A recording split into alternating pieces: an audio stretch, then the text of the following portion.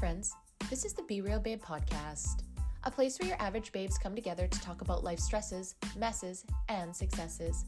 A place where being yourself is the ultimate goal, where your opinion, your story, and your individual experience matters. Join me, your host B, and my guests for real and raw talks every week, laying it all out there so we can all help each other learn more, grow deeper, and evolve collectively. Now keep in mind, as a disclaimer, no one here is an expert and no one is giving any advice. This is strictly our opinions, thoughts, feelings, and for entertainment purposes only. Now with that being said, it's time. So grab your drink, grab your joint, and let's jump right in.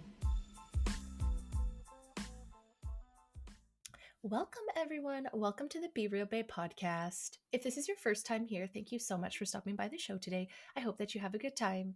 And if you're a returning listener, watcher, supporter, thank you guys so much from the bottom of my heart for coming back time and time again.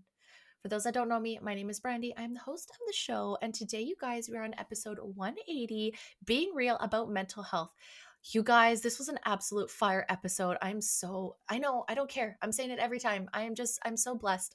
I love this so much because I learn so much, and the connections that I've had lately with all the guests have just been next level. So this one is another amazing one about mental health and all the ways that we can improve our lives, which this has just been the vibe for the season. But before we get into that, two things. Apologies for the glasses and for the nose and the whole stuffy situation, trying to work through a cold here, and I did not want to cancel any of my episodes, so apologies, but my eyes are so dang dry, there's no way that contacts are going in, so I've been trying to avoid the little ring light on my glasses because when I watch YouTube, that drives me absolutely nuts, so I'm trying my hardest, but I did the best I could, so apologies there, and this is from being sick and blowing my nose a million times. Okay, don't start rumors. That's all I'm saying. So just want to remind you guys too, if you are listening, watching on the video platforms like YouTube and Rumble, you can subscribe, turn on those notifications, comment for engagement. That really helps break out of the ever so straight algorithm that I'm in all the time.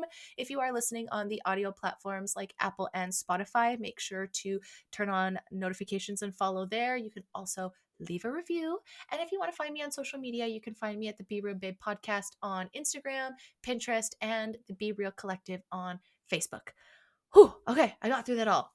I should just pre-record that whole part, but it's fun working through it every single time and making mistakes every time. It's my favorite. I absolutely love it, which I make tons of mistakes in this next interview. But again, super fire, amazing guest. I'm so grateful. And just a reminder to always reach out if you have an episode you want. That is how this episode came to be. It's because she reached out to me, and it's just my favorite type of guest ever when people are like, I want to be on your show, and I'm passionate. So please, guys, please remember, I only have a handful of episodes left to book in season 7, but that doesn't mean we can't arrange something for season 8 because I'm going to 10, as I promised, even by myself. So hope you guys are enjoying the season so far. I'm going to shut the fuck up and let's get to this amazing episode. All right, babes, it's time to get on to the show. And with me today, I have a very special guest joining me for her first time.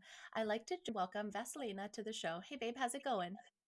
Hi, good. How are you? Good. Thank you so much for joining me today. I'm so excited.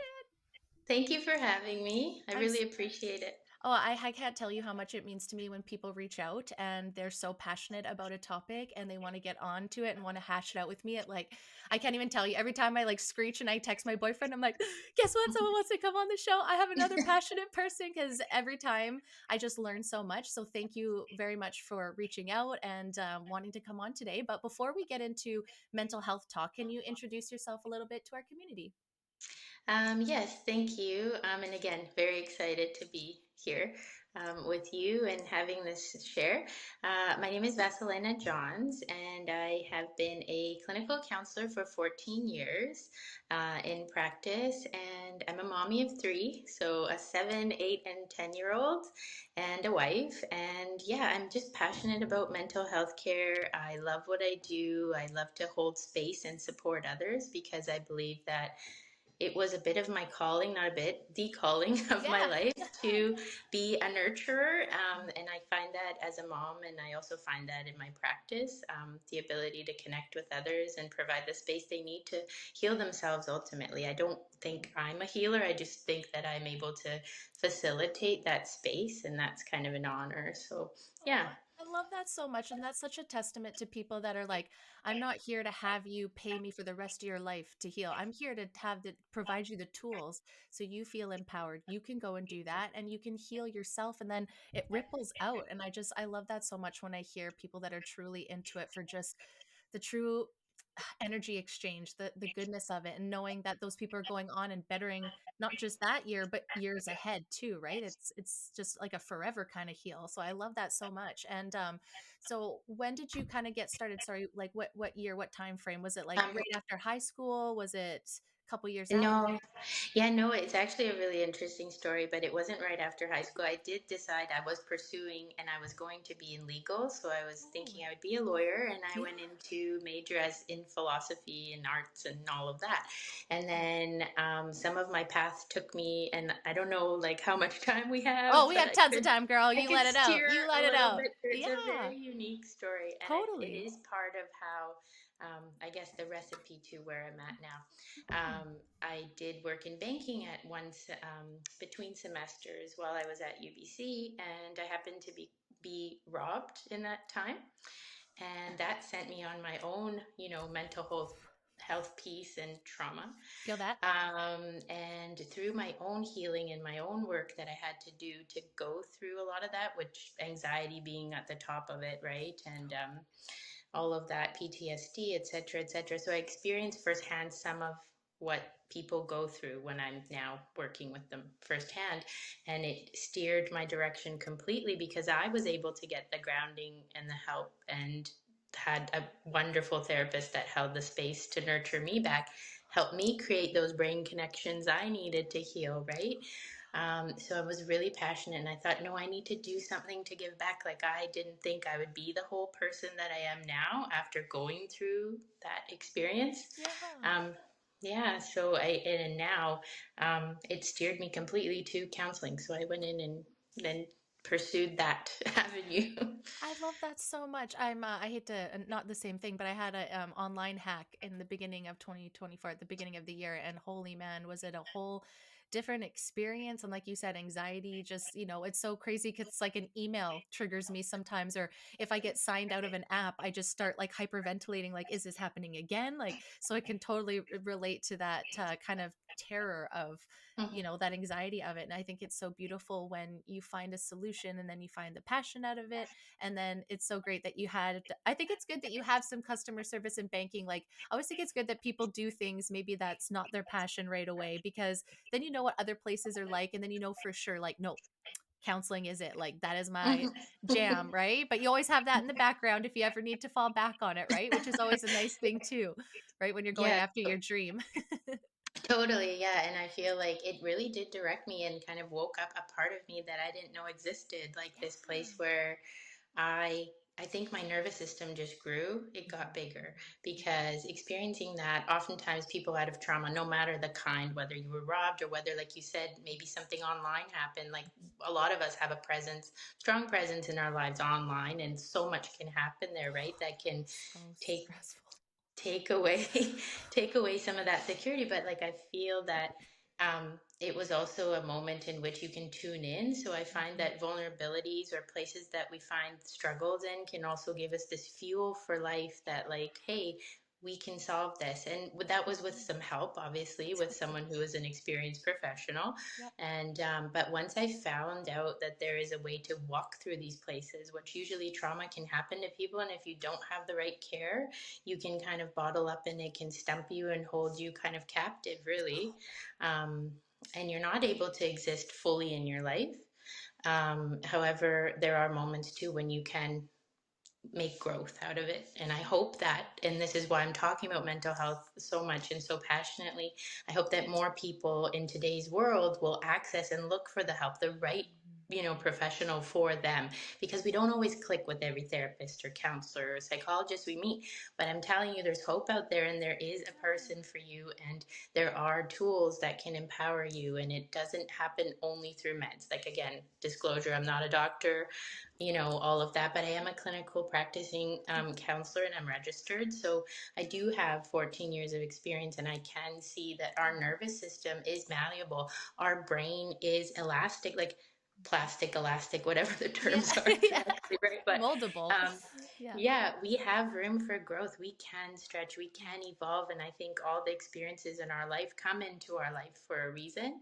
Mhm. If we tune in, we can learn things, right? Yeah, yeah, absolutely. We are talking before in a past episode. It's like when you get to a spot where, it sounds like you're at a place now where you're, and it's weird to say grateful for the robbery, but the experience, because all of the virtues and the values and what you gained from it. And when you can start seeing gratitude in the hardships, you know that you're healing. And sometimes as you're going, you learn how to heal faster, and things sometimes just don't even phase you. You're just like, not in a negative way, like toxic positivity, more just like you said, honing in and okay, why did this upset me? Why did this trigger me? What did this happen? And learning instead of reacting. And then, like you said, filling in the gaps. I think so many people try to walk on eggshells and not quote unquote trigger people. But lately, I've just been like, anytime something does, I'm like, this is good. This is a spot I need to work on. And instead of getting so mad and upset with myself, I have grace and go, okay, you're not stupid or lame or whatever for feeling this way, but you should feel empowered that you can then fix it. And it might not happen today, and it might not happen tomorrow, might not happen for another fucking 5 years,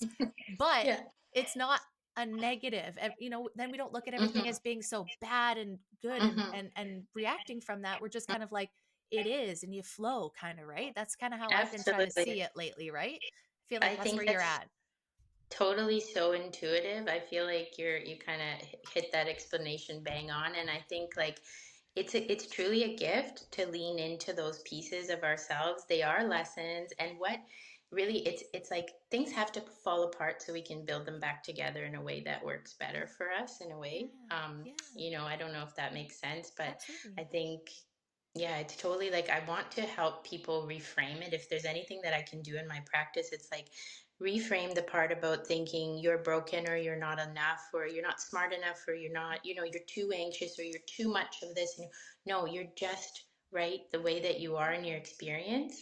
Yeah. And if you actually lean into that and say, hey, I'm feeling this way without the shame and Hmm. judgment piece, Hmm. if you actually lean into it and open up and get, like I said, the supported help, then you can grow bigger in there. And you go, wait, what was that trigger? Because, like, how can I address it next time it comes up in my life? Hmm. And what might be a new approach? And again, like, we don't grow if we don't try. And it's very uncomfortable in the growth. So Like, we kind yes. of only learn in that we need some of that anxiety. It's healthy. Anxiety is a Totally. survival tool. Like, we are naturally made this way. It's Hmm. there to protect us. But it's also like, wait, let me remind you, anxiety. I Yeah. don't need Yeah. this much of you. I maybe need the like heads up, Yeah. but I also am like willing to take that step because then my growth can Totally. get bigger and I can invite more into my life. But again, Yeah. it's like reframing that part about, I know when people struggle with this, say like I did after that piece happened to me in the robbery, it was like very much like internalized, like I'm a Mhm. victim, this is Mhm. bad, like it's scary, the world can be scary, someone could come after me.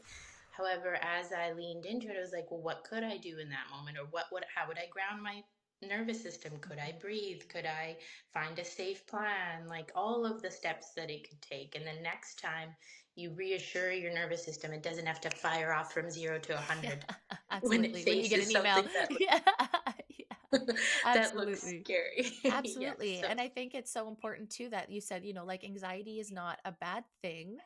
I think too it's just like what the intention of that feeling is, right? For example, I will always say before an episode, this is episode 170. Oh gosh, I think we're at 180 actually right now.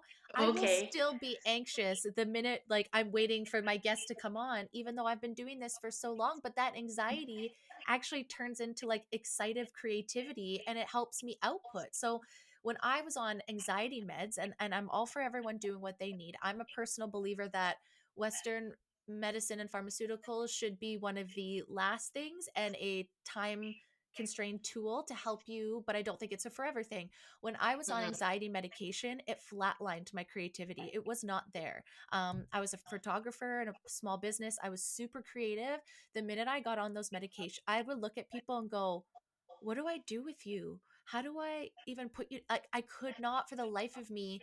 There was just no, it's like my creative juices were drained. And that's when it dawned on me like, okay, yes, I don't want to be in fight or flight every single day, but I also don't want to be so numb to my emotions that it's taking away who I actually am. And I think that a little bit of crazy anxiety kind of makes me the heightened hyper energetic person I am. And once that goes, it kind of took a piece of me, right? And so I was like, I'd Hmm. rather learn the tools and be like a little bit, in my mind, cray cray for a bit. And like, Yeah. and I was also in a better environment. Like, I was with my spouse and I wasn't single anymore. I was, in a better environment. Absolutely. So those medications definitely helped numb it till I got to a better space. So I'm not saying that, Hmm. but once I did, I was like, okay, this just isn't aligning with me anymore. And the dosage just kept going up. And I'm like, well, I'm 32. What is this going to look like when I'm 50? If I don't kind of cap this, right? And so that's kind of where I lied with it. And so, like you said, that anxiety, like for artists, like that's part of for me, that's the fuel for my creativity. You take that away, I'm like, who am I? Absolutely. It's I'm like, boring. where is that spark? And it's not, yeah, it's like, I totally, again, I want to say with all due respect to anyone and everyone has a different path and how they Mhm. walk through anxiety. Again, I'm sharing my space and I would have to agree because initially I was given the suggestion I could take Ativan if I got really bad, like if my panic attack or all of that, which is part of PTSD. And if anyone who knows much about it, will understand like that could be a preventative way to stay okay, quote unquote, in those like very necessary early stages. Of course. However, what I quickly learned, and I'm lucky that I was able to seek out this other therapist who very much believed in the mind body Hmm. connection and that we are able to change our brain and it is malleable. So, what I learned, and as I went on to therapy and clinical counseling school, et cetera, is that our brain is able to change and it is able to adapt and it is able to get better through anxiety. However, when we're put on the certain medications, Hmm. our brain won't necessarily change those synaptic reactions. And again, this is like loose science. Of So course. please don't super quote me on that. Yep. And I'm not a Opinions, psychologist allegedly. and a counselor, but Yeah. allegedly this Yeah. is what happens in Yeah. the brain. But what I'm saying is that, like, exact feeling that you said, you're not at your fullest, like, vibration. You're not able to access all parts of your brain in the same way because there is that chemical piece that's affected. Mhm. And so in that place we're not able to also like learn and change our brain and shape it through experience of feeling the anxiety. And one thing that I would say is really important for anybody listening who does struggle with anxiety, and that's like a prevalent topic Very much. in mental health care Yeah. these years, is to know that there is hope and that it does change and that it is a tool to help you, but maybe you're feeling a little bit extra of it. Try to imagine yourself feeling just the edge. I know that sounds maybe a bit odd. Like, what does that mean? What's the edge of anxiety? Like, I don't want to feel any of Any of it. it, like zero. How about? Like, How about the how about furthest just no away? thank you? Yeah, Yeah. in the How about forest. no Bye. thanks? Yeah, See you later. yeah. Or never. Never once. Um, Yeah. but those deep healing breaths, like big full belly breaths in, and then just recognizing, hey, I feel this feeling. Because as soon as we surrender to it, it can clear because energy, sorry, like anxiety, energy, emotion, all of it, it's energy and motion in our body, in Mhm. our cells. And as soon as we tune into feeling it, we can let some of it will dissipate. It will be like, oh, you acknowledge me, you see me, I'm here for a reason. Now I can let go hold of your nervous system. It literally, like, that's a very simplified way of explaining it, Mhm. Mhm. but it is It's a tried and good one tested though. by myself and in practice time and time again. When people are triggered, Mhm. that's not the moment to kind of solve things. It's more the moment to become safe, breathe. It's one of the foundational pieces to our being. Just take some breaths, Mhm. try to feel just the edge, and then tune into like what does scare me right now and what can I do about it, like more rational thoughts after the nervous system settles. Totally. I have a perfect example of that. So, Hmm. I used to like, and I don't know if I actually is clinical anxiety, if it was environmental or what it is. Like, I really don't know. But in my life right now, the only time outside of like emails sometimes because of the whole online hack, but for the most part now, I only have it when I'm driving from car accidents. And so I was researching to how to get better at that. And because it's usually when I'm in the car, when I'm driving to work, I have to drive on the highway. So I was watching a fellow named Maston Kip, and he was talking about how like confront it, like when you're in it and your body like starts shaking, and I will, my body will convulse and I'll be like, I'm fine, everything's fine, but someone will like cut me off and my leg will just start shaking.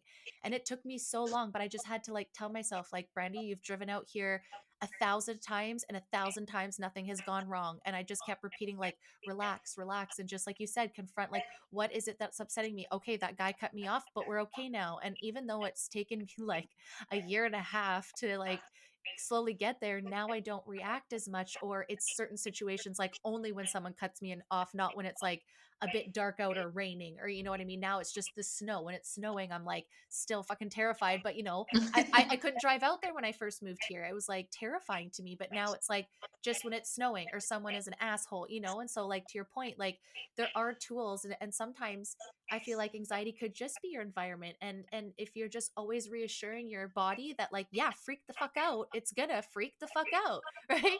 But if you kind Totally. of like console it, and like, I know it sounds stupid, but like pat your own bottom, being like, it's okay, Yeah, baby girl, you'll be fine. Like, I literally would like, totally. girl, you're fine, girly, keep going, like, you're Yeah, doing this. Like, it sounds so dumb, but you have to be your it's own not dumb. cheerleader though, right? Like, No, you it's feel like it is, literally but it's not. It's so helpful. 100%. Like you are bang on. Like I feel like we've connected for a reason because the Yeah, experiential totally. piece you're totally like relatable on, and you're explaining it really well for like Thank you. most people feel this feeling, right? Like Yeah. we're definitely not alone. And what we do need to do is that exact thing. Be your cheerleader. Mhm. Everything that you say, like I can say, for example, and this is scientifically proven. Look it up again. Not a dog, but look it up. But if I say the word joy, there's a different vibration in the cells of my body. Literally, our cells change their structure. If I say fear, our body, a different physiological reaction happens that's incurred. And so, this awareness of like how we speak to ourselves is how we feel. And that is very true in all psychology and mental health, right? So, like, Totally. hence talking about your problems and getting this like realistic piece, the rational piece, like, hey, you haven't fallen off the cliff yet. Your Mm-mm. body feels like it's going to, Yep. and we're here to reassure you that you're not. It's that experience. So yeah, that pep talk, I do it. Yes. I recommend my clients do it. We do Yes. it when we work on body image, even. We do Yep. it when we talk about driving into a scary situation, walking and speaking in front of others, or Totally. whatever the scene may be. But saying, hey, you got this, you're okay, you did this last time, like all the positive reinforcement that builds up inside of us.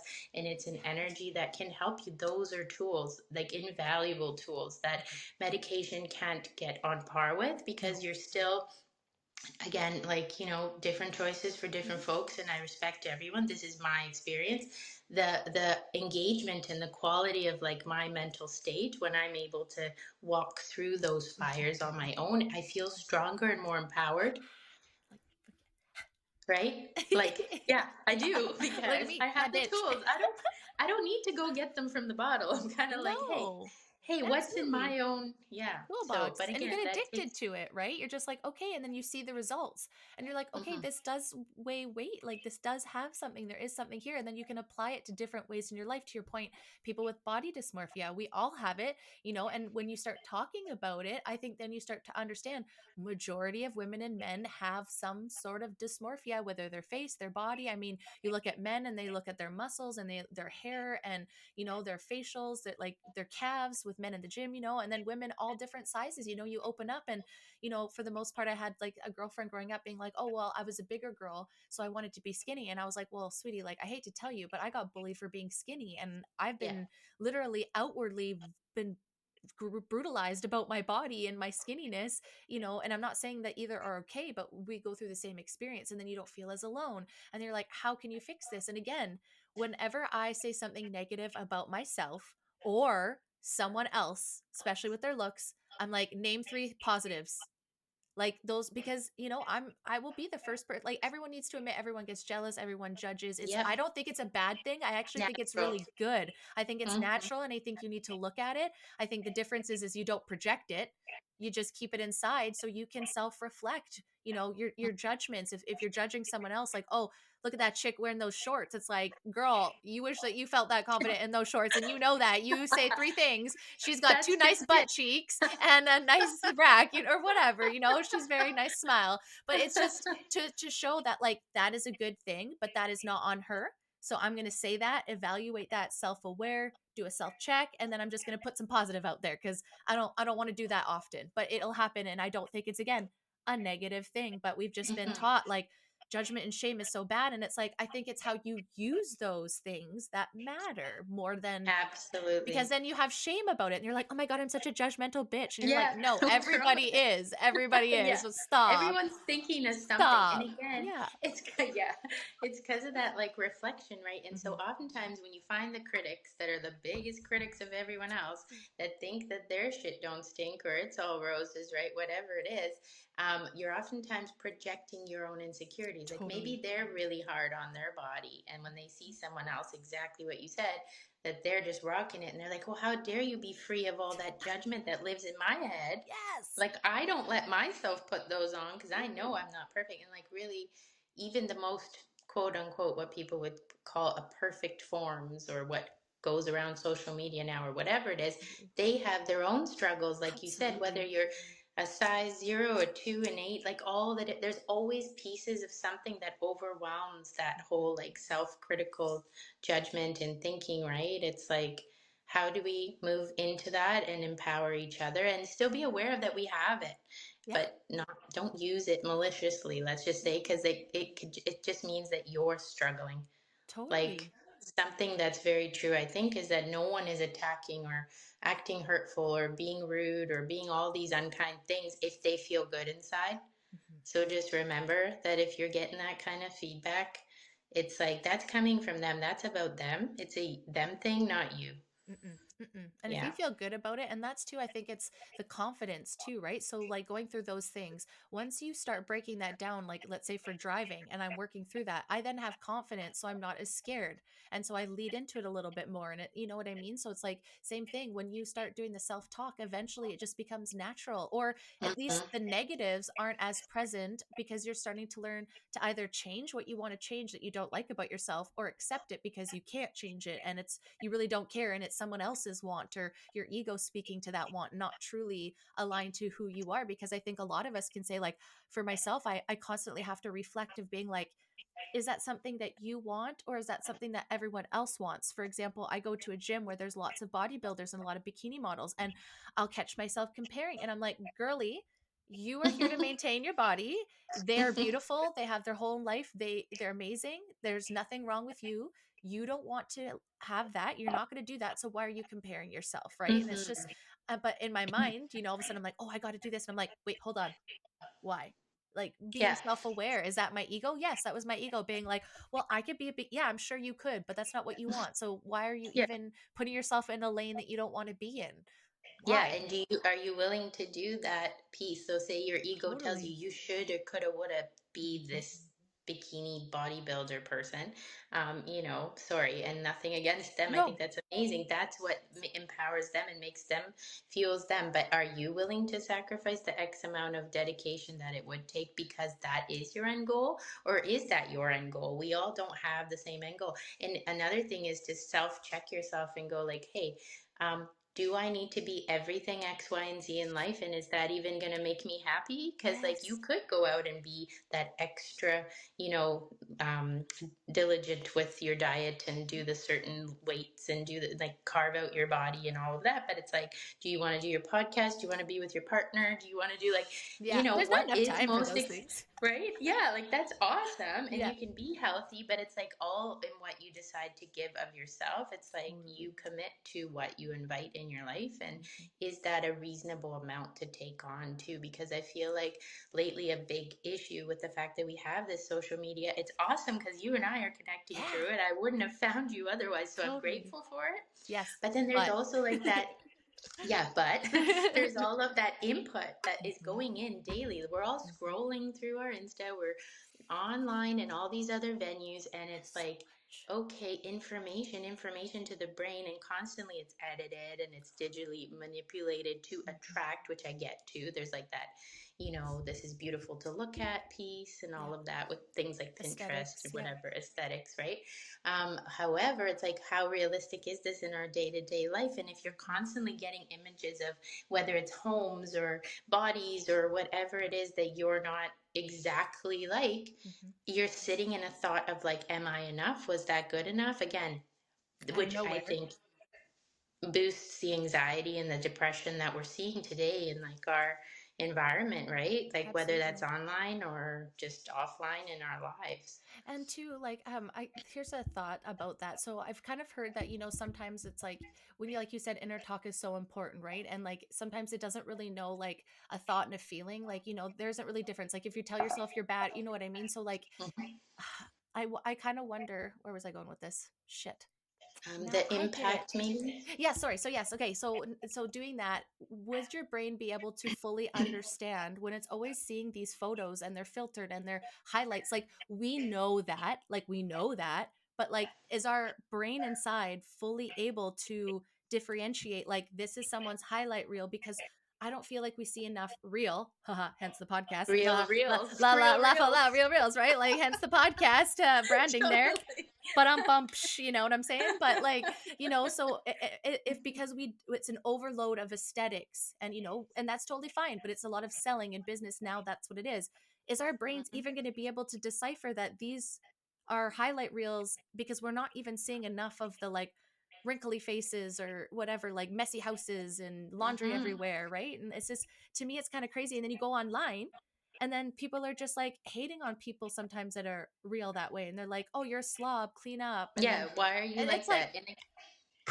And that's why, it's like you said, judgment. it's beautiful platform when you use the tools wisely, but you have to be very self-aware of how much, like you said, you are doom scrolling. And my biggest rule is like, I have to create almost as much as I'm consuming.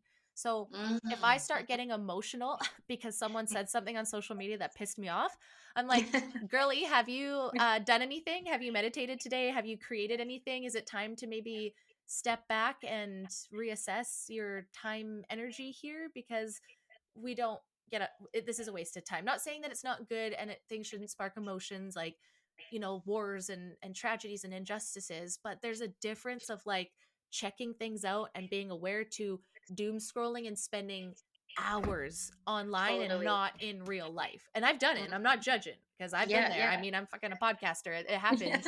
But I had to You're put like social media. I monitor my screen time, and I will put in my goals like no more than 2.5 hours on all social media, including things for the podcast. Because if I have any wow. more than Yeah. that, I start to go crazy. And I've been tracking it, and days, weeks that they're up to 3, 4 hours, I'm like, and Mhm. then weeks that are down, I'm in such a better place. And I've still created and I've still done that. So you have to put things in place like using Meta Business to post stuff as opposed to going the Instagram app, because I go to the Instagram app, I'm like, oh, look at the girl sent me a reel. Oh, look at this Yeah. roll. But if I'm on the business, I can't do that. That's strictly just posting reels, posting content.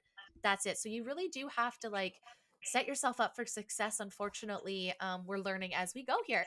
I think so. And like we don't really know how much it's impacting us. And there's a lot of different people and professionals and all sorts of like everyday people and women, men, to everybody speaking about how it affects them. But that piece that you started and that we veered this way, I think it's like that. Does our brain really know Mhm. what's going on?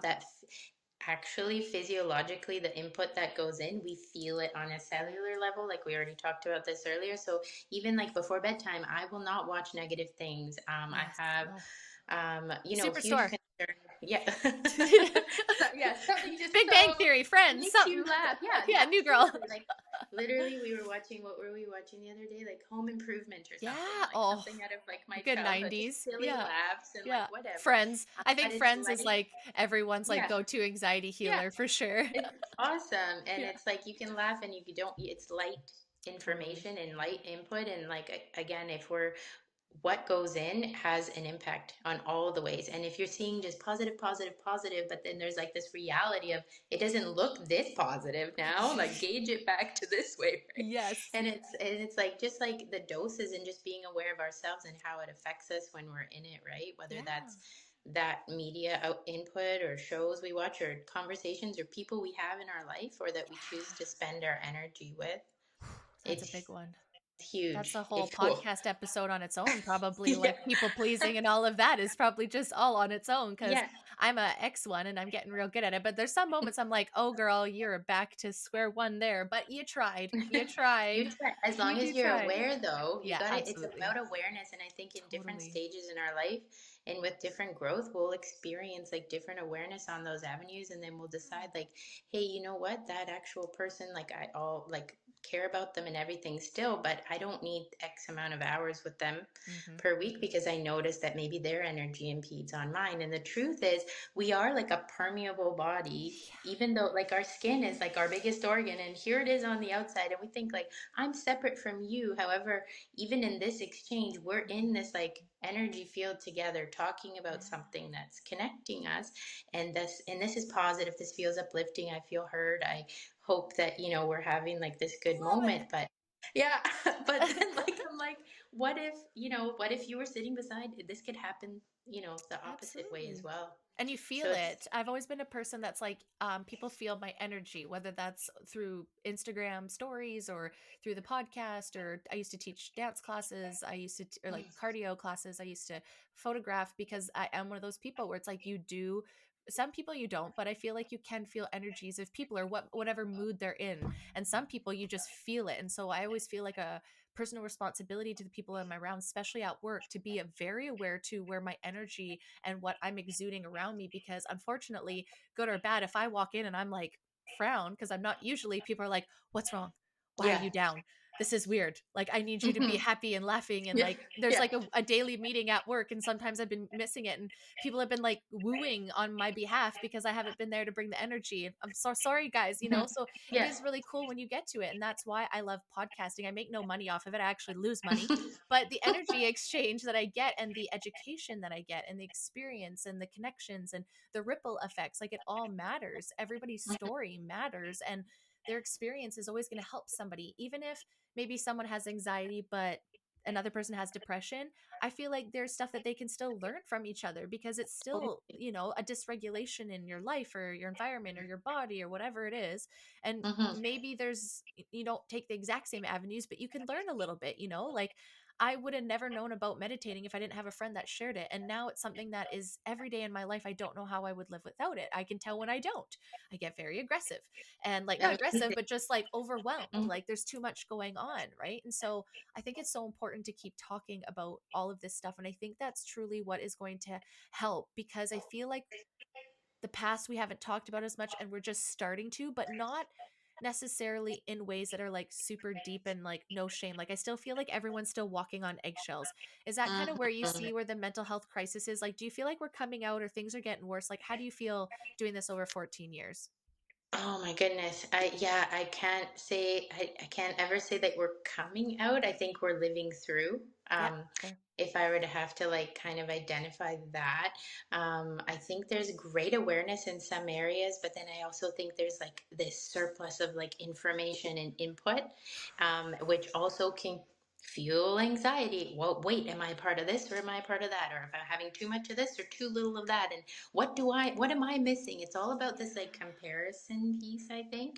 And I don't know that that's good or bad. I think in some cases good, because we're Mhm. talking about anxiety and all the different forms, and Totally. and then someone could relate to that and say, "Oh, she had this tool and it worked for her, meditation. I'm going to Mhm. take that home," and whatever it is. So I just would say that like it's a hyper share of information lately. Yes. And so I think there's a lot of the like just perceptions of what the right ways are. And Mhm. then I think the questioning of like, are you going to offend someone if you see it this way? And what is the only right way? And I think what I'm learning in my practice is there isn't one. It's so No. subjective to each client, each energy I sit with. We're all these like unique, special individuals, and we all deserve this fair chance to share and have freedom of speech, of expression, as long as you're not hurting anyone or Mhm. yourself. Mhm. I'm all for it. Like, talk about it. Tell us what Yeah. you think. How do you learn, right? Like for me, it was just kind of like if you're always stuck inside, you're kind of doing a disservice to yourself and others. And I know it's terrifying sometimes, but I mean, like you can. What's the worst that's going to happen? Someone's going to quote unquote cancel you, but like cancel you how? Like you decide. Like I decided that when I started this podcast, I wasn't going to get canceled because like who cancels? Like I'm still going to have an opinion. I'll admit when I'm wrong. I'll admit when like, oh, there's new information and I still feel this way, and even if you don't agree with me, okay, that sounds like something you need to work on because I'm very confident in how I feel. I've been through my stuff, and you don't want me around. All good, no hard feelings, Hmm. then don't be around. But I'm not going to Yeah. tailor my growth or my curiosity or my critical thinking or how I view the world based on my unique experiences. Like I come from a very broken home where my current spouse came from a very loving together home. And so we Mm, have these conversations sometimes of being like, yeah, like this is why I react this way, with through lots of years of talking and communicating, figuring out like, oh, it's a reaction from when I was a child. And he was like, well, I don't really understand that because I didn't have that. And I was like, totally yeah. get that, but this is how it was for me. And he's like, oh, that's awful. And then all of a sudden now there's better conversations about how the dishes are loaded in the dishwasher because that's something that was triggering for me as a child, not realizing that I was fighting him, like in apologies because I know my listeners have heard that before, but it is such a key thing to where it was like the communication, the self-awareness, all of that. I feel like most people fight when there's just because they're confused or they don't know everything. And once you come together and talk it out, it's never usually personal. It's never, and then you grow and then you're like, oh, that's an Hmm. area. So next time we do the dishes, I'm like, think about this. If he Yeah. says something, don't throw something at him. He's valid. It's okay. You are not 13 anymore. Yeah. Telling the little girl inside that is not the way. Telling the body, we don't need to react like that because we're not in that survival place anymore. And having that practice of continually doing that and working with your partner to get there, and then it's not even a thing anymore. Every time he says something that was a joke, I'm like, yep, oh well, like, but before I'd be like, fucking Bart, You don't like do anger. the thing. Yeah, but like, after 7 years of it, we finally cracked the case. No, I'm just kidding. But it is all Yeah. about communicating and self-awareness and being vulnerable and being okay to Yeah. do that. And I think if we can lead by example, others will follow and coach Mhm. people. So let's get into what are the actual services that you offer as a counselor? Like what if someone came to you, what are the options? I mean, I can work on a wide array. I think I would say like most people do speak about anxiety or life transitions or stages in life. So it could be the new mom and she Mm, just had a baby and now she's grieving the loss of like herself as she knew her, yep. right? Or them or whatever.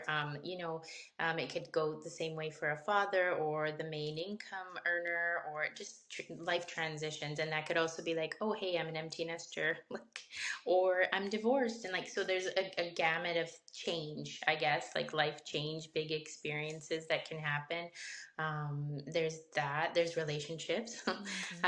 So Yeah, many. I'm like, yeah, there's so much going The on. And list. I know just to attest to that dishwasher loading and Ha! calling each other out, I've been with my husband for like I get married it. since 2010, but together since 2001. Like we've gone through the things. There were ups Mhm. and downs and all arounds, and so life experience. But when you tune into those hard Mhm. places, we've grown as like as individuals, as a couple, as like just human beings. Like just to say, Mhm. hey, this is coming from the past. This isn't Mhm. just Not us, and present. let's support each other to Yep. tune into it and how can we move forward together. And I think we all need that safe relationship in which we can do that. Like Yep. you said earlier on that you started to experience some parts of yourself once you were in this recent relationship, right? That you Mhm. felt safe and comfortable. Yeah. And yeah. It showed.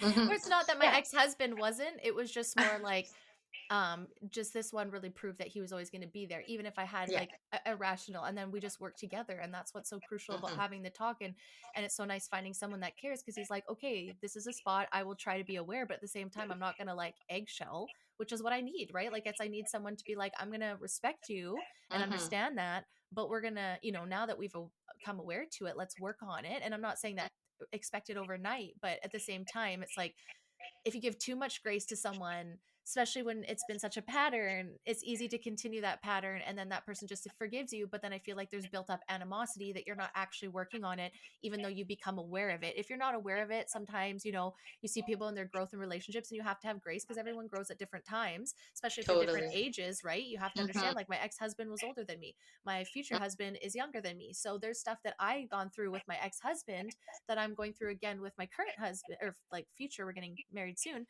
Yeah. Those kind of Congrats. thank you. And it's just so interesting to like see, okay, this is just what husbands do for one. So, okay, like maybe X, maybe I was a little bit, you know what I mean? But it's just different an understanding of, and just being there and working through it and wanting to and being like, okay, I see this as a struggle point for you. How can I support you? I might not be perfect.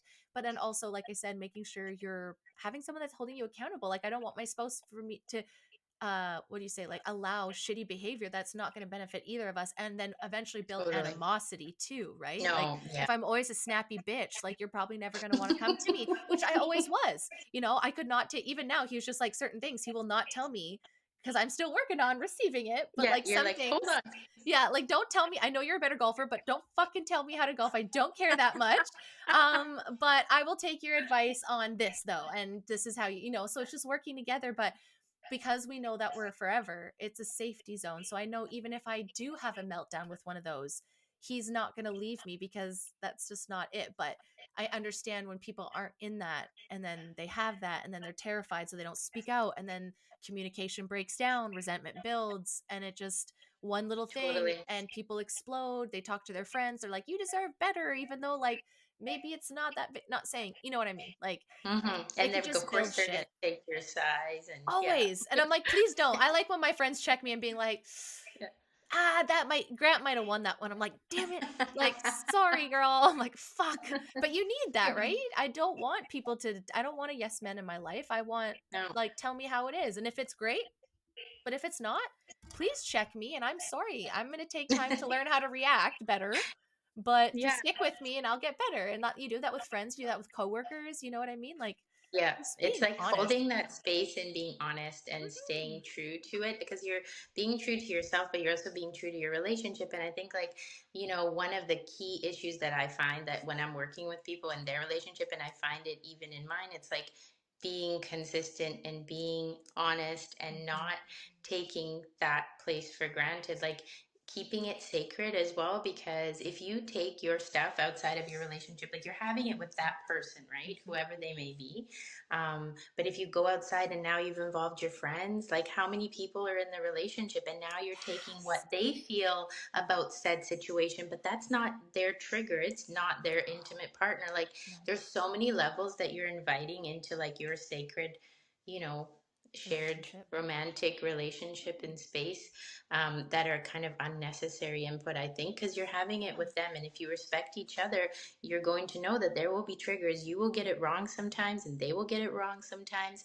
And you don't need to air it out with the rest of the world, because as a friend, I think people just believe it's good to take your side because they're Mhm. supporting you. However, in supporting you, they could be steering you away from, like, the real truth and learning that, like, Yes. actually is meant to land with that relationship. Mhm. So, yeah, I think that's a huge, huge one too. It's just relationships, whether that's with parents or partners or Yeah. family or friends. It's like personal boundaries. Those are issues that I find come up in a Yeah. more prevalent way.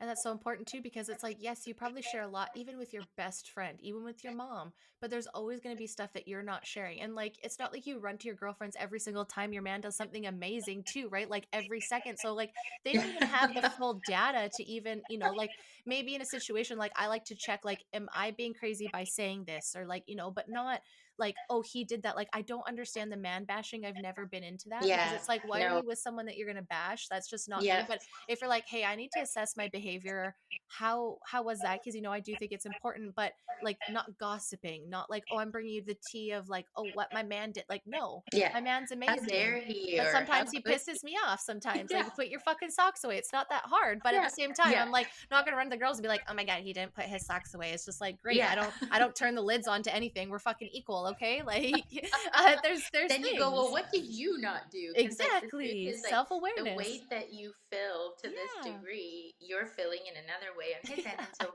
what Exactly. does it look like for, like, the morale of the relationship if, Yeah. like, your partner is out there in public bashing you and you're bashing them? Totally. It's actually like a sign of, like, self, like, disrespect. Like, Mhm. you're not only are you disrespecting them, but you're Mhm. disrespecting yourself. You chose to be in that relationship, so what are people around you gaining, right? Like, we're Yeah. talking about, like, uplift, like, help each other rein in their own boundaries so that they can stay healthy, and we're Mhm. all have shit under the rug. So we Yeah. can, like, deal with that in our innocent. own space and maybe don't Yeah. deliver it to the general table of everyone On because maybe they Facebook? don't have room. Yeah, just everything.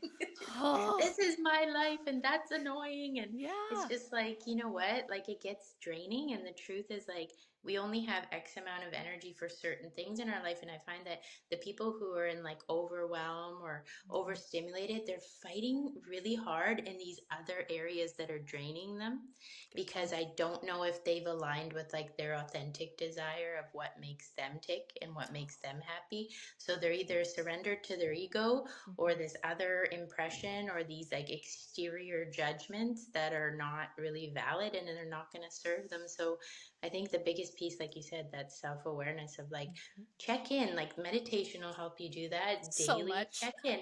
What do I want to do today? Like, where Yeah. am I going to feed my energy? And like, Mhm. what's going to fuel me? And, how am I going to give and take from the world today? And Mhm. just kind of start there step by step, one day at a time. Yeah, I think intention, like you said, and purpose, and that's when people I feel like you said are overwhelmed because whatever they're doing is probably not aligned. Because if it is aligned to your passion, your purpose, and that's okay, we've all been there in either jobs we don't like. Like I know a lot of people hate corporate, and I get that, but I'm in corporate cannabis and I love it. Every job that I've Mm, had brought me to this point.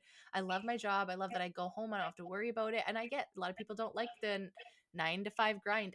I love it. It's everything that I am. Like it's numbers and organizing and improvements and communicating and dope people and like all those things. And for me it's just like, I had to sit back and listen to people being like, oh, hate corporate hate. And I was like, no, that's not for mhm, me. I love it. I'm actually happy and that's okay. It doesn't cause me anxiety anymore. I don't worry about, like, I know mhm, I'm in business. It doesn't, I don't take things personal. It actually has taught me so much and actually gave me balls and put hair on my chest to like not take mhm, things personally and just like, using the tools. And I just think it's really cool. I do say though, obviously there comes with anxiety, but I think it's like mhm. situational and that's always going to happen. And it's good because it's good to get your heart pumping. But would you say is that like the most thing that people come to you for is anxiety?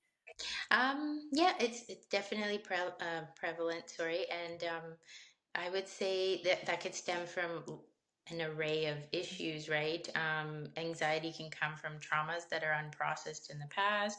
It can come from like these minor levels of Mhm. anxiety, right? Whether it's like the job and what they don't like, but I do find that the biggest growth happens through it, right? So whether Mhm. it comes to you and lands in your life after you go through grief or you go through a relationship or you have a life stage change, which is like parenting or not parenting anymore or divorce or not, like all of it.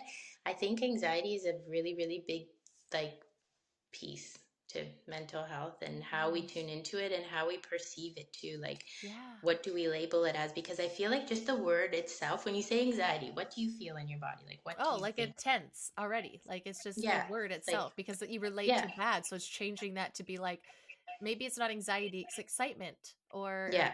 like that's why I'm always like, okay, do I have anxiety about the show or do I have excitement? Like, how do I Hmm, choose to use that energy? Like, obviously, I'm a little nervous, but that's excitement. It's not because I'm like hmm, afraid she's going to shoot me. Like, we're on a hmm. camera.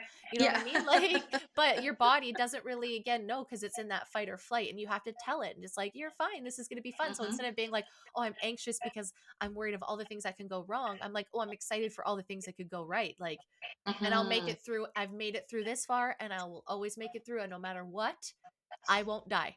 Right? Like Yeah, that meme. It's totally. like, but did you die? No. Okay. That's good. Yeah, exactly. Did you die? What doesn't kill us Yeah, makes us stronger. exactly. And so for people that do start, let's just say maybe therapy is not and counseling is not in their budget or in their wheelhouse. What are Hmm, some things that you find? We talked about meditation, and like I think we've talked about gratitude, maybe not. What are some tools that people can use that are maybe like free tools in the hmm. moments of anxiety? I would say that the biggest piece too is because, like say our central nervous system, what we're working on when we're in a heightened anxiety, our frontal lobe, they call it, right? So like Mhm. it's offline. So we're really triggered. We're in survival mode. It's fight or flight. Maybe those are some words people would be familiar with. Your body technically just wants to like either get in a fight, get really upset and defensive, Yeah. or they want to flight, like they want to get out of there, get the heck out of there, right? So it's all that. So what you want to do, which is like a super simple and easy tool, and years ago my therapist turned me on to it, and then on and on through school I learned all about how to use it and access it. But get in a chair or like a couch or somewhere where you're comfortable, in the back of your body, like your central nervous system, which exists, in your spine, etc. Like it's sitting down in a supported place, and what you want to do is take some deep belly breaths. So fill your belly with breath, like exhale out, fill your belly, and then on the inhale out, and then exhale, and then your belly will lower, and you will scan your body. Where is it touching the couch, right? This all happens way slower than I'm describing it, but okay, the back of my neck, my shoulder blades, my low back, my buttocks, my legs, etc., all the way down to rooting. So you want to place both feet on the ground. If you have heels, take them off. Let your heels and feet touch the ground. And you just imagine with every breath that you have roots coming down from the bottom of your feet, and they're going down, down, down into the foundation of the earth. Whether you could be in a skyscraper, but you can imagine those roots just go Yep. all the way down, Yep. and they anchor that even if a tornado were to blow through that place, you would be Fine. held on to something so deep in the core of the earth, like you cannot move. I love And that. it's just that visualization. It's also like deep breaths and focus on the fact that I am supported. My nervous system is touching and holding something. And then if you are near someone that's safe and you feel comfortable with, like say it was your partner and you were really anxious, you could ask like the physical grounding touch. So Mm, just holding your hand or putting their hand on your back and just rubbing your back up and down, central nervous system. love that. And it's just It's like really grounding soothing. you to reality, right? Because I feel Mm-hmm. like that's what it is with anxiety. Is like, it's not that when it's true anxiety and you're in a fight and someone's fighting you and you're in a war, for sure, fight back. Don't just go, I'm going to lay down and breathe. But if we're No, not in yeah, actual like no. danger, Again, right? It's not a grounding to doctor, not a reality. Yeah. soldier, not, not Not in reading the those, but script. if there's no perceived actual Hmm. danger, to Hmm. make sure, because you're in your head, right? So for me, Hmm. that's where meditating brings me to the present, because I'm always so, what am I going to do next? What's, like I'm very forward thinking, and then I miss out on life, and then I get anxious about what I need to do. And so that's what I like about meditation, is it brings me back, whether I have a clear conscious, whatever comes up. I'm just like, okay, we're here today, in this day, April 16th, here. We're not Yeah. on the 25th, we're not on May 17th, we're here right now. Hmm. What is in your future here, not here? And those are some skills, right? But you can use those skills, you don't have to feel that way. And then eventually I feel like your body just doesn't react that way, because it's now conditioned that it's safe. And so those Hmm. situations you can learn. Some people sometimes, also allegedly, for myself, personal experience, I don't, it gets easier and easier, and Hmm. sometimes Yes. you'll fall 10 feet back, and all of a sudden driving is Hmm. so scary, and that's Hmm. fine. Then I look into my life and I go, what are you not doing? Are you eating properly? Are you Yeah. sleeping properly? Have you moved your body? Have you been doing, like, when my what you would perceive as like mental illness flare, let's say, quote unquote, maybe you're more depressed or more anxious, I'm Hmm. always like, am I doing my basics first and Yeah. foremost? If I'm not, I resort to that, right? And then it usually brings most of it back. And then if not, then I can dial into the situation in the moment and work on that. But if we're not taking care of our basics, we're not taking care of our basic human needs, I feel like Hmm. it's extremely hard to even know what is going on. And that's where people get overwhelmed. So would you Yeah. feel like it's fair to say a good starting point would be also checking in on the basics? Like, are you moving your body? And that can look different. It doesn't have to be lifting. It could Hmm. be playing with your kids, Yeah, cleaning your house. physiological Yeah. physiological release or engagement, like what you said, that is so huge. And I'm glad that you're mentioning that and clarifying that, like what that looks like. Doesn't mean when we say move your body, people think you have to go to the gym or work out or get out. Like, okay, play with your kids, get on the floor, like do something, because that will connect you to that present space, which is now.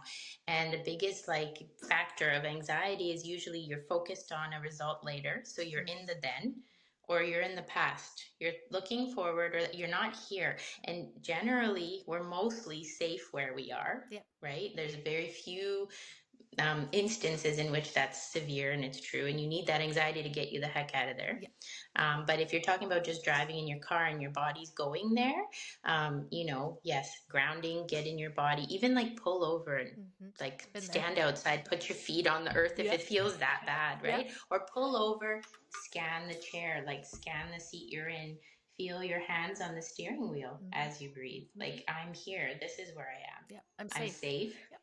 I'm safe. Even if you say the word safe, I'm okay. All of those, like repetitively in your brain. Yeah. And every time in anxiety that we do that, like you said, accessing these tools, it becomes easier. Mm-hmm. It becomes easier for a reason. It's because we carve new pathways in our brain.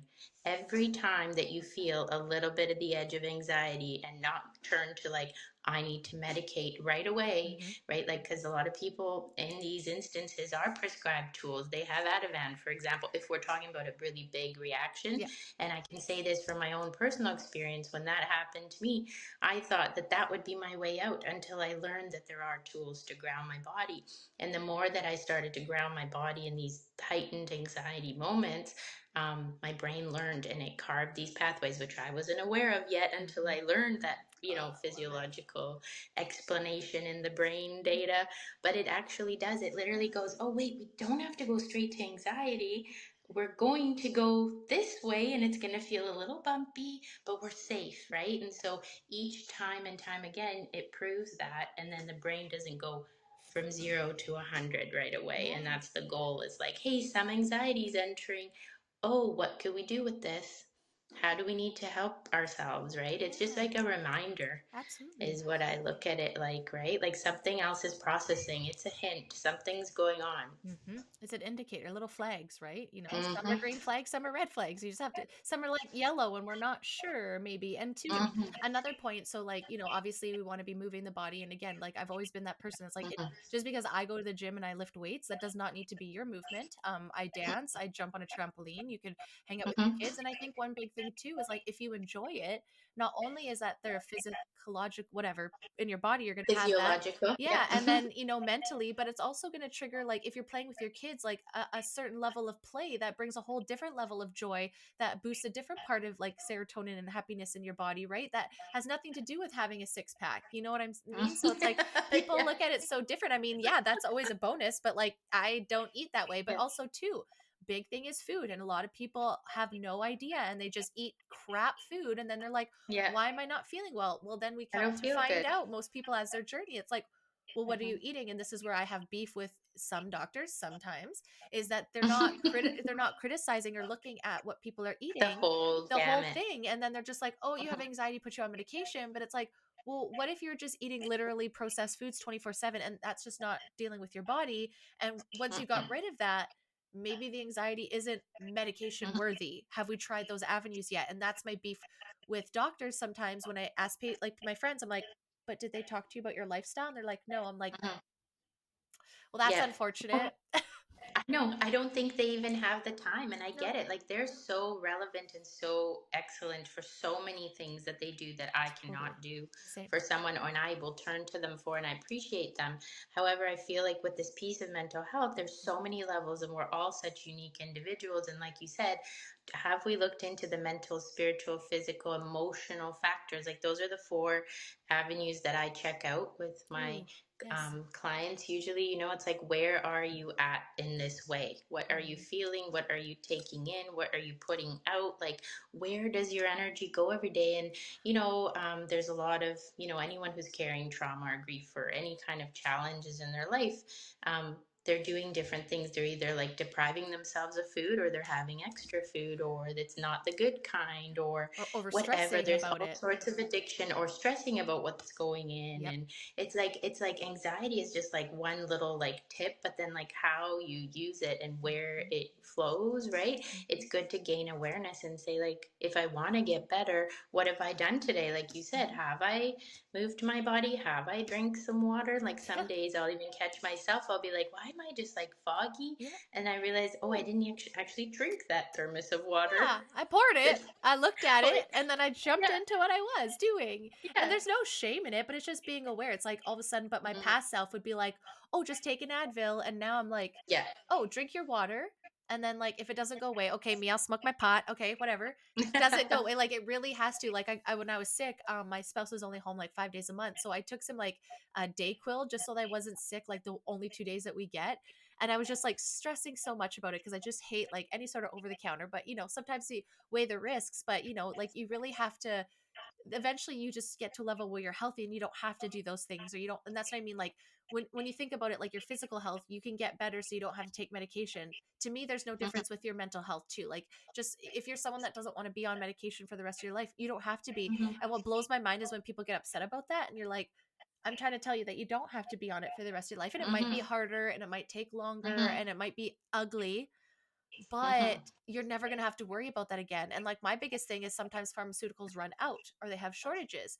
And then mhm, people's brains and their brain, like imagine chemistry is depending on that to do whatever it needs to mhm. do because it doesn't know how to do it on its own. And then you don't have that. And then that person is like 10 times worse. And so, Yeah. like, I don't know if you feel that way, but do you feel like for the most part, once people learn the tools, like they're pretty good. Like we have obviously moments in life, but for the most Mhm. part, once you learn those tools, that's like lifelong, life changing. Whereas like I think sometimes so. medications are kind of limited to like, you hit a certain dose, like you can't have 8 pills of it a day. There's kind of like Yeah. limits to that, I find. Yeah, I think you're right. And I've never, like, again, like, I have not taken anything other than that Ativan Mhm. for those, like, just in case moments when I would feel really anxious, and it was a Totally. very short duration. So I've never been on like the other versions of an antidepressants, et cetera, to experience it in my body. I have seen clients that have slowly weaned off of it in my practice, and we've worked closely with their doctors to do Cool. that in a supported, healthful way. However, yeah, I've noticed that the ones that did decide to say, hey, I don't want this to always control me because I want to feel a little bit more. I don't feel like I'm 100% myself in all the ways, or they Hmm. were experiencing some other adverse effect from the meds that prompted them to come and start working on the more like, let's get these tools on hand so I don't Hmm. have to always have the bottle of X, Y, and Z Hmm. pill that needs to be, in the moment to get me through. And then I find that they're more likely to not go back because they feel like, oh, hey, I actually got this. I learned something, or, I feel differently and things like that. And yeah, I don't feel that. Again, I want to say this like in a fair way that our doctors even have the amount of time to go down this space. We already know that our healthcare is limited in those Hmm. ways. We don't get to spend like half an hour talking about our all of our needs and how they Hmm. could help address it, right? Yep. So it's like I think, should always look into all the avenues before we make the decision to on what is right for us. And maybe some Hmm. people need the medication Hmm. for a bit and then they need this other piece, or just to always be aware that there's tools Yep. and there's availability of like therapy that is not just chemical, but it's Hmm. also like, Spiritual physiological or too. natural, spiritual, Yeah. mental, physical, all of it. So Yeah. And I think what the yeah, coolest thing is that it's good to have multiple practitioners. I think that's when you get the Mhm, most out of it, right? So it's like, your doctor can then prescribe you medications, but then you could go to a therapist to talk if like a mental health medication is for you, right? Instead of maybe mhm, just getting that from the doctor. And if that's what you need to do, that's fine. But it would be cool if that came with a recommendation to see a counselor, a therapist, a life coach, anybody just to mhm, talk to, or like, are you part of some sort of religion that you can go to church, or like anything that mhm, kind of helps you heal in whatever avenue. And again, okay, let's get you. What about your eating? Like, okay, well, I eat a pretty balanced diet. Okay, well, you probably don't need help in that area. But like, what about your mhm. sleep? Oh, I'm shitty at sleep. Okay, maybe we refer you to a sleep doctor or a Yeah, professional there, totally. right? And like, like, Mhm, oh, my body is sore. Okay, well, let's get you to an acupuncturist, or like, I've just got lots of stored trauma. Okay, let's get you to acupuncturists, get them to release that kind of stuff, right? And then, a lot of mhm. acupuncturists and therapists and masseuses will say they're little therapists, right? And like even hairdressers, right? Like in ways where you're just listening. Yeah, You I need an think they are. avenue. You need like an avenue, especially with the physical body, right? I've known so many people. They're like, I was just in acu, and then all of a sudden I just started bawling because they just released some tension, and it's It's a so, relief. yeah, and that's so good. But then I also think like, Mhm, okay, follow that up with an actual therapy session or counseling session to work through that. Like it's great that it physically released, but like were there patterns that got you there? Were there, there's I just think it's important to have a bunch of people. And I think putting everything on a mhm, GP is too much. mhm, I think it should be the GP assesses the areas that you could need and then refer you to them. And I think they're like mhm. like the contractors of a project, right? Like they don't do the plumbing and the electrician, but they're going to point you to those professionals in the areas that you need. And I think that's would be so much less stress on them maybe if we looked at it that way, and not expecting Mhm. them to have the answers for everything when they don't have the time to do that kind of schooling either. Yeah. So about your position being a counselor, how do you handle Mhm. your own like mental health? Like what is the easy and hard parts of what you do, and how do you process through those things? Yeah, so I would say, well, the easy and hard parts, yeah, there's lots of parts. And I do have to have, just as part of like being a clinical counselor and registered, we do have to have a certain amount of supervision hours per year. Cool. So I regularly work with like a clinical supervisor who I get to disclose, of course, with full Of confidentiality to course. my clients, but my caseload and talk about different items that have come up and what comes up for me and identify my own like triggers or items that I bring. Yeah, it's really, really like a healthy way, I think, and it's necessary. So, like, I think every good therapist has a good therapist. It's like Yeah. all like we Yeah. download and we upload and we Totally. take all this information and trauma and stress and good parts and bad parts and all of it and talk about it. So I do my own counseling to support myself, but however, and also try to get active and be with my kids and play and get down on the ground and release and And playing because in hockey, those I moments, see. yeah, Yeah. and my son my son definitely plays hockey. Love Yes, that. it's a really nice passion for him, and the girls dance, and being a part of those activities and fueling through like the joy of just participating in life as a mom and Excellent. just like experiencing the world. So I think like remembering to have fun and laugh because through joy we release. That is the one time where we really, really release stress is in joy and in mindful activity where we're truly present. And so I think just like finding that, and I'm grateful to my family for that, just to be able to participate that way. So I would say that's like the easier part was I can access, and I have family and I have this, great outlet of support with the supervision, etc.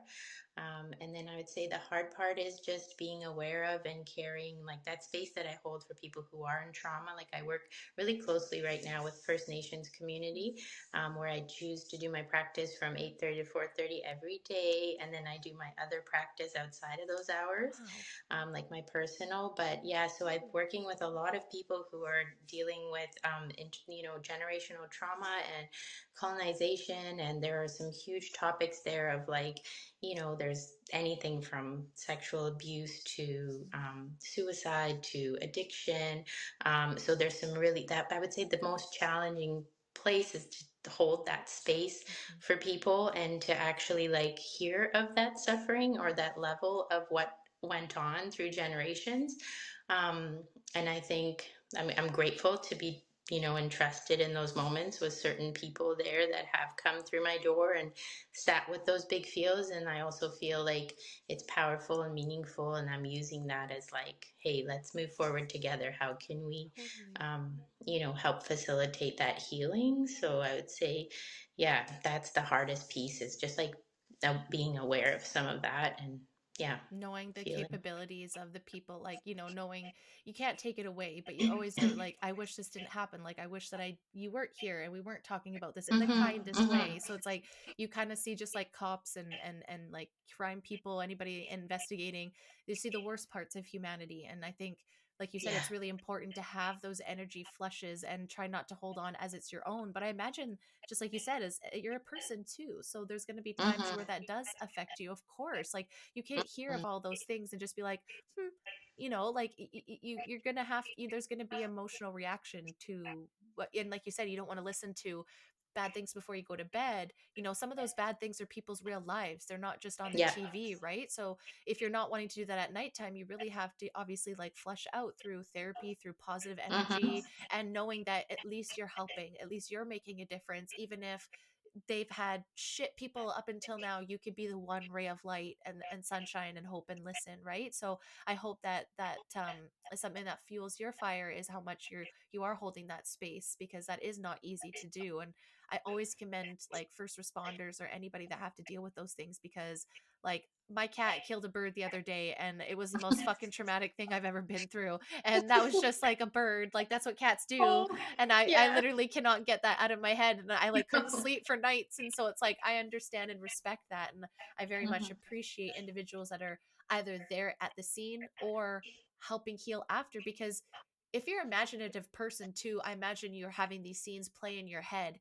And again, with your mhm, brain not really knowing if it's your experience or the mhm. story, there is a lot to You that. still feel it. Yeah, and if you don't process that correctly, I can see that being super, daunting and heavy, and then it could Mhm, affect your work, right? So it's beautiful that you recognize that and have those avenues to filter that energy and the positivity going back, not just from your clients. Um, if someone is struggling right now, like doing the things, take care of the basics, they want to reach out to mhm. you. Is there any other suggestions that you would have for someone that's just kind of like feeling off right now? I would say, yeah, just share and talk about it with a trusted loved one or a friend. And then do some research, like hop online and check out some different therapists. Totally.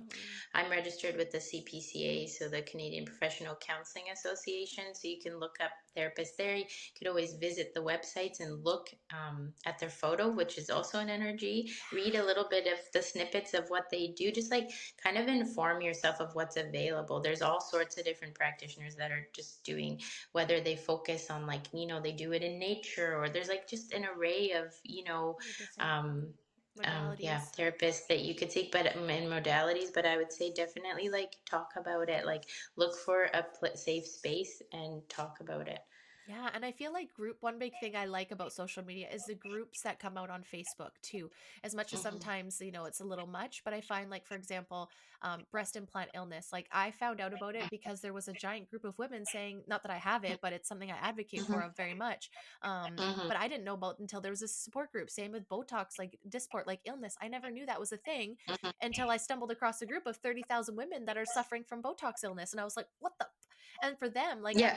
even though I don't suffer from either of those, I am Hmm. now super informed and I'm reading all of these things so that I can inform other people that I know. So it's like, Hmm. even especially with mental health, like there's groups in your area, there's places that you can go that you could be an Hmm. anonymous poster and say, hey, I'm having a Totally. hard time, like Yep. there's so many different avenues out there. If you Hmm. can't afford therapy, like maybe you don't Hmm. have friends, but there are support groups, which I think is huge now. Even Hmm. though it's on social media, it's like a double-ended sword, but at the same Yeah, time, I know. We're always like, and then check it check out on it out. So Insta. yeah, it's like stay off social media, but follow me on here, here, here, here. Yeah, But yeah, yeah, speaking of yeah. that though, if I know we're talking before that you have a website and an Instagram, so if people did want to check it out, shoot you a message, get to know you a bit more and see if you fit, or even there's more things I think you offer as well. Where can they find you? So personalstyleconsultant.com, but it'll be like with dashes. I don't know if you have access to that to post it, but Yes, I will for sure. I'll it'll post it on be, there yeah, for you. yeah, great. Gotcha. So that's my website, and that will tie in some other parts, which again, feel like we need more conversation to talk about the I way know. that There's I so tied in many. fashion, I yeah, know. Let's touch experience. on that a bit though. So what else your Um, add on to that, because I think that's super so important too. Yeah, fashion styling. So initially, what I had done out of university too, like once I experienced the trauma, et cetera, was like I have always loved fashion, and I've worked in retail when ever since I was a teen and through university, college, etc. And so I realized speaking to women about like all this mental health, whether it was body image or what they were nervous about or insecure about, that's how you show up in your clothing as well. So I've realized that like starting this styling piece really works because I go into like their wardrobe and then we're like, okay, what do we feel like? Because how we show up is what we feel like, whether we want to be seen on the outside or not. And that is all tied to our mental health and like how we talk about ourselves, how we feel about ourselves, our body image. It's all related, whether you're female or male, whatever your interest is and like how you self-express, it's Mhm. based on where you're coming from and how you want to be seen or received in the world around you. So I do the fashion styling piece with the healing of the therapy, Yeah. and the counseling, and then I also do life coaching as well. So I'm ICF certified as a life coach, and so we can like put these pieces together, like go back into the trauma, heal this piece, project, and then like the layer on top is the clothing that's fun and more you. That's you so know, so like, That's so I'm so glad you mentioned that. I do have oh, here's a snippet for about that feeling good. So one thing sometimes, and it might sound a bit silly, but sometimes it's been alluded that I've gotten positions or promoted because let's say my looks or something. It's just a Mhm, weird thing. So when I mhm, first went to my job that I'm in now, I started on the floor in inventory and I was in scrubs all day and I wore no makeup. And I made a promise that I was going to go there looking like a swamp troll. So no one could say that it was because I was like, you know what I mean? Like trying too hard or whatever. It was just a really weird story that got stuck in my head. And I was like, I'm not even gonna wear mascara. Like, I'm just gonna go in there, like, not even brush my hair. I'll brush my teeth, whatever. I'm in scrubs anyways. And that's literally how I started to now where I have an office job and I dress up like if the day, like, I usually do because I enjoy it, right? Like you said, it's how you show up. Like, yep. when I work from home, no, I like to wear my pajamas. That's the whole point of working from home, except for when all of a sudden everyone's on camera and you're like, I don't have Ah, a bra on and I haven't brushed my teeth and it is apparent. Are we sure we want to do camera? So now I always yeah, get dressed at home. At least the top part, sweatpants on the yeah, yeah, bottom. But yeah. it's so true, and that's what he's like. And we don't need to get into it, but it is also like, for example, like my mom had big boobs when she was younger, and she was like all the attention. She was very young. She got huge boobs. She would tape them and wear like boy shirts because she didn't want the male sexual attention at all. So Mhm, it's 100% tied to, and then we've talked about it, and like as adults, all the things as my kids, I'm like, I understand why I cover up because people used to always comment on how skinny I was, and so I would just like avoid having comments. So I would dress a certain way so that no one would mhm, comment on whether I had gained, like I look like I gained 5 pounds. Like, oh, you put some weight on. You're like, cool. Oh, you look like you need to put weight on. Cool. Like I could mm, never cool. escape it. Yeah. So it was like I Why would am just, I this? yeah. So I would wear baggy clothes, or let's say I would always wear like the triple padded bras to make my no boobs look like I had some boobs. And now I'm like, Mhm, I don't even want to wear nipple covers. I don't care. Like as long as like the headlights aren't showing at work so it's not inappropriate, but like yeah. but 10 years ago I would have been like, look at me and this because this is my worth because that's what I thought. And so 100% how you dress is how you want to be perceived, how you show up. Mhm, And sometimes you don't realize you're portraying like this deepness, and maybe if you're portraying a little bit more happiness and you felt more mhm. confident, like I know when I'm wearing an outfit and I know people are going to be like, damn girl, that was a good outfit, I'm walking in Yep, like, eh, yep, eh. yep. Yeah, I got this off a cider. I got this here. Like, yeah, right. So it does Yeah. 100% tie together. And what's cool about it is it's another passion, like you said, that you have that Mhm, ties into, you're kind of like me, like a jack of mhm. all trades. Like, I'm sure you're a master of most Feels of that them, way. but yeah, it's just nice. You want to see how you can impact people. I just think that is absolutely beautiful. This has been an amazing Thank you. conversation. Is there anything that we didn't say today or anything that you want to add? I feel like this is Um, going to be part one of many times that I'll have you back on the show, but I would love to. I would love to talk more fashion and get yes, like frivolous and fun. But like, yeah, so totally. Mindful Heart is my Insta name. Perfect. And then, yeah, so I'd like to have more presence on there soon, but I'm very much like grateful for the time and the space to share. I think it was very like a personal and intimate moment because I did share like kind of what got me to even become a counselor and what I see, and then how my own personal life experience tied into my work. And I love fashion, and that ties in there as well. Yes. But it's amazing, like what you learn through that too.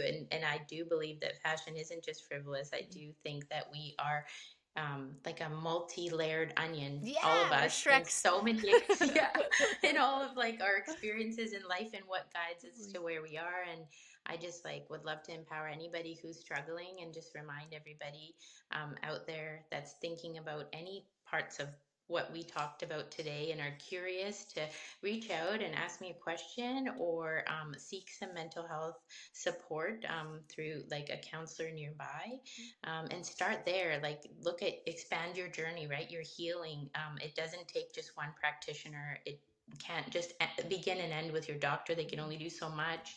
I just think we all need to team up to help each other, right? Yeah. Like all of the people out there, including yourself, which is like so healing and nice and Yeah. refreshing to be able Thank to you. share our life experience in like Yeah. this safe space and just learn from each other and grow.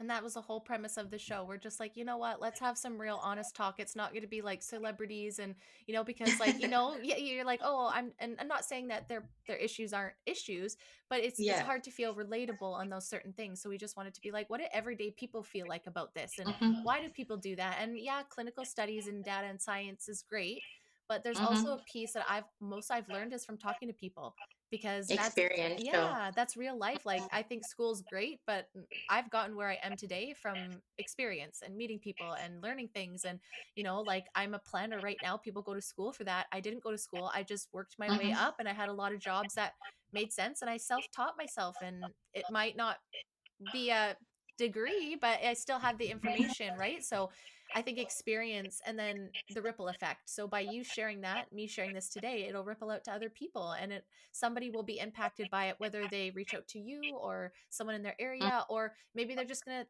think something different, and realize, hey, I don't have to live this way. I can change it. And maybe I don't want to change it right now, but I find, like, once you plant the seeds, your brain Yeah, starts operating in they ways grow. of, how can this happen, whether Mm-hmm. subconsciously or not, right? So I think this Mm-hmm. has just been amazing. I've had such a good Oh, time. thank Thank you you. so Thank you much. so Yeah, much. I and guys, really appreciate it. yeah, and guys, make sure to follow. I appreciate you guys as always for listening. This is another amazing conversation. Make sure to follow us on social media. But until next time, guys, bye.